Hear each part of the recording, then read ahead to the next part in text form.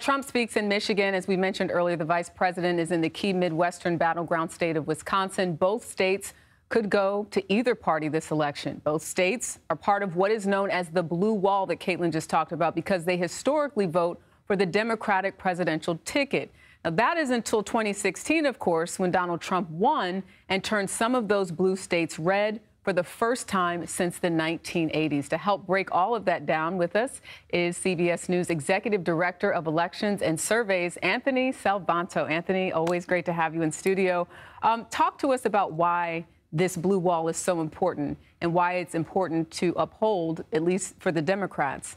Yep. Well, this is something everybody should get used to seeing. We're going to see a lot of this map over the next couple of months. And what you mentioned here, what they call the blue wall, as you say, until 2016, the electoral map shows that we think the states in red almost surely will vote for a Republican. The states in blue almost surely will vote for a Democrat. But these are the closest ones. The ones in white, they could go either way. Our polling, as you noted, has them close. So if you, let's say, and this is hypothetical, Harris wins those three states, Pennsylvania, Michigan, Wisconsin.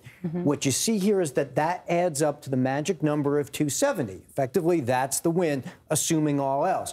But if Donald Trump were to win those three states, his path gets a lot easier because then all he has to do, for example, is win North Carolina, which he did, right, which he did last time, and then he goes over 270. And that's just one example. The other part of this, Jerika, is that the map tells a story because the upper Midwest is a lot of older voters, and it's a lot of, yes, there is more historical Democratic voting people there, but the Southwest is, in the Sun Belt, a growing area.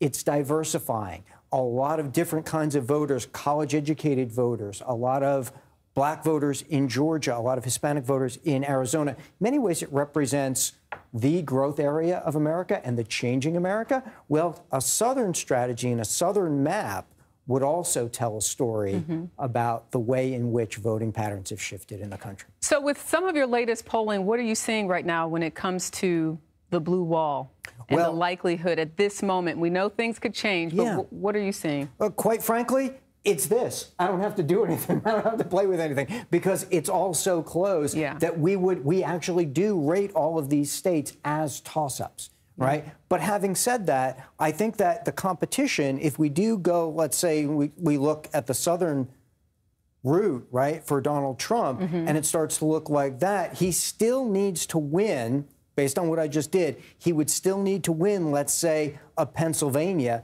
to get over the top, which again reinforces the importance, back to the top, of that so-called blue wall in the upper Midwest. And it's why both campaigns are spending a record amount of money in Pennsylvania this election season. Indeed. Anthony Salvanto, thank you so much.